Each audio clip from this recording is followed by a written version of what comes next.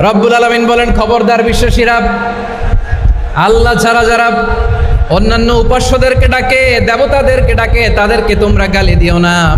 ওই সমস্ত দেবতাদেরকে যদি তোমরা গালি দাও তাহলে তারা আল্লাহকে গালি দিবে, ঠিক কিনা বলে? আমরা দেবতাদের গালি দিলে ওরা আল্লাহকে গালি দিবে। রব্বুল আলামিন বলেন, খবরদার দেবতাদেরকে গালি দিও না, তাহলে ওরা তোমার রব আল্লাহরে গালি দেবে। প্রতিটি জাতির জন্য তাদের কাজকে আমি আল্লাহ সুশোভিত করে রেখেছি, তারা সবাই একদিন আমার কাছেই ফিরে আসবে। এরপর আমি রব্বুল আলামিন তাদের আমলনামা তাদেরকে জানিয়ে দেব। সুবহানাল্লাহ পড়ে। প্রিয় ভাইয়েরা, আল্লাহ তাআলা বলেছেন খবরদার গালি দিও না। আদেশটা কার? আওয়াজ করে বলেন তো। হিন্দুদের দেবতা দেবদেবীদেরকে গালি দেওয়া যাবে না। আওয়াজ করে বলুন প্রিয় ভাইয়েরা, এই আদেশটা কার? এই আপনাদের গলার আওয়াজ। অন্য ধর্মের দেবতাদেরকে যে গালি দেওয়া যাবে না, এই আদেশটা কার? আরো জোরে বলুন, কার? গালি দিবেন কোন দেবতাকে? দিবেন? যদি দেন তাহলে ওরা আল্লাহরে গালি দিবে। তাহলে আল্লাহরে গালি খাওয়াইলো কে? আপনি, ঠিক কিনা বলেন? আমি আল্লাহকে গালি খাওয়ানোর কারণ হলাম, কারণ আমি যদি গালি না দিতাম ওরা আমার রবকে গালি দিত না। আওয়াজ করে বলেন ঠিক কিনা? তাহলে প্রিয় ভাইয়েরা, ইসলাম আমাদেরকে শিখায়, সূরাতুল আনআমের 108 নম্বর আয়াত থেকে আমরা বুঝলাম কোনো ধর্মকে ছোট করা যাবে না। অন্য ধর্মকে ছোট করা মানে ইসলামকে ছোট করা। অন্য ধর্মের দেবতাকে গালি দেওয়া মানে আল্লাহকে গালি খাওয়ানো। আওয়াজ করে বলেন ঠিক কিনা? খবরদার, এটা করা যাবে না। আর অন্য ধর্মের দেবতাকে যদি আপনি গালি দেন, ওরা ইসলাম থেকে দূরে সরে যাবে।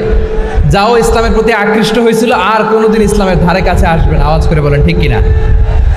এজন্য কখনো কোনোদিন অন্য ধর্মের দেবতাদেরকে গালি দেওয়া যাবে না। অন্য ধর্মের কোনো দেবতাদেরকে আমরা গালি দিব না, গালি দিব না, বরং ইসলামের beauty, the beauty of Islam, ইসলামের সৌন্দর্যকে আমরা তুলে ধরব। আমরা যদি বিশ্বনবী সাল্লাল্লাহু আলাইহি ওয়াসাল্লামের জীবনের দিকে তাকাই তাহলে আমি দেখব বিষ্ণু ইসলাম মক্কাতে কিংবা মদিনাতে অন্য ধর্মের লোকদের সাথে খুব পিসফুলি লাইফ লিড করেছেন। হোক মুশরিক, হোক খ্রিস্টান, হোক ইহুদি, বিশ্বনবী সবার সাথে মিলেমিশে ছিলেন। আলহামদুলিল্লাহ বলেন। ইসলাম হচ্ছে পিসফুল রিলিজিয়ান। অন্য ধর্মের প্রতি সহনশীলতার সবক ইসলাম আমাদেরকে দেয়। কিন্তু প্রতিটি মুসলিমের এটা মনে রাখতে হবে, আল্লাহর কাছে পছন্দনীয় গ্রহণযোগ্য ধর্ম জীবনাদর্শ একটি, সেটা হচ্ছে ইসলাম। আওয়াজ করে বলেন সেটা কি? এজন্য রব্বুল আলামিন বলেন, ইন্নাদ-দীনা ইনদাল্লাহিল ইসলাম, আল্লাহর কাছে মনোনীত গ্রহণযোগ্য অ্যাকসেপ্টেড ধর্ম মতাদর্শ একটা, সেটা হলো ইসলাম। ইসলাম ছাড়া অন্য কোনো ধর্ম যদি কেউ তালাশ করে তার ওই ধর্ম আল্লাহ গ্রহণ করবে না। ومن يبتغي غير الإسلام دينا فلن يقبل منه وهو في الآخرة من الخاسرين. Whoever seek anything except Islam, that won't be accepted from him, and he will be loser in the day of judgment. কিয়ামতের দিন ইসলাম ছাড়া কেউ যদি অন্য কোনো ধর্ম তালাশ করেছে দুনিয়াতে, তার এই মতাদর্শ গ্রহণ করা হবে না। and he will be loser, সে হবে লুজার, ক্ষতিগ্রস্ত। হাই হাই কোম্পানির ম্যানেজার, ওর আমও শেষ, সালাও শেষ। আওয়াজ করে বলেন ঠিক কি না? এজন্য ইসলাম পেয়ে আমরা খুশি না বেজার?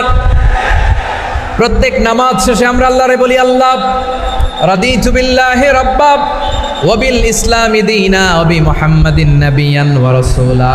ও আল্লাহ, তোমারে রব হিসেবে পেয়ে আমরা খুশি। ও আল্লাহ, ইসলামকে ধর্ম হিসেবে পেয়ে আমরা খুশি। বিশ্বনবীকে আমাদের রাসূল পেয়ে আমরা খুশি। ঠিক কিনা বলেন? ইসলাম ছাড়া অন্য কোনো ধর্ম আমরা গ্রহণ করব না। ঠিক কিনা বলেন? আল্লাহর কাছে অ্যাকসেপ্টেড রিলিজিয়ান একটা, সেটা ইসলাম। তো বিশ্বনবী সাল্লাল্লাহু আলাইহি ওয়াসাল্লাম মক্কাতে কিংবা মদিনাতে খুব পিসফুলি এক্সিস্ট করেছেন, যে কোনো ধর্মের সাথে মিলেমিশে চলেছেন। তার প্রমাণ আমরা যদি রাসূল সাল্লাল্লাহু আলাইহি ওয়াসাল্লামের বায়োগ্রাফির দিকে তাকাই তাহলে দেখব তিনি মুশরিকদের সাথে পিস ট্রিটি করেছেন, শান্তি চুক্তি, পিস ট্রিটি, পিস এগ্রিমেন্ট। আপনারা হুদাইবিয়ার সন্ধির নাম শুনেছেন? আমার লালমনিরহাটের কলিজার টুকরা ভাইয়েরা, হুদাইবিয়ার সন্ধির নাম আপনারা শোনেন নাই? 6ষ্ঠ হিজরিতে বিষ্ণু ঈসা ইসলাম মুশরিকদের সাথে এই ট্রিটি করেছেন, চুক্তি। কাদের সাথে? মুশরিকদের সাথে।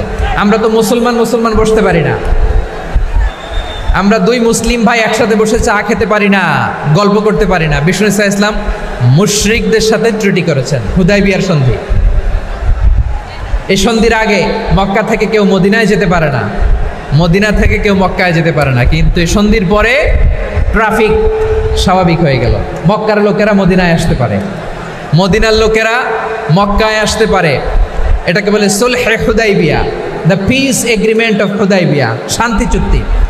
আমরা পৃথিবীতে এখন অনেক শান্তি চুক্তির নাম শুনি, এগুলো সব the piece treaty of Hudaibiya থেকে কপি করা। আল্লাহু আকবার। তাহলে বিশ্বনবী সাল্লাল্লাহু আলাইহি সাল্লাম তিনি যে শান্তিপূর্ণ সহাবস্থানে বিশ্বাসী ছিলেন,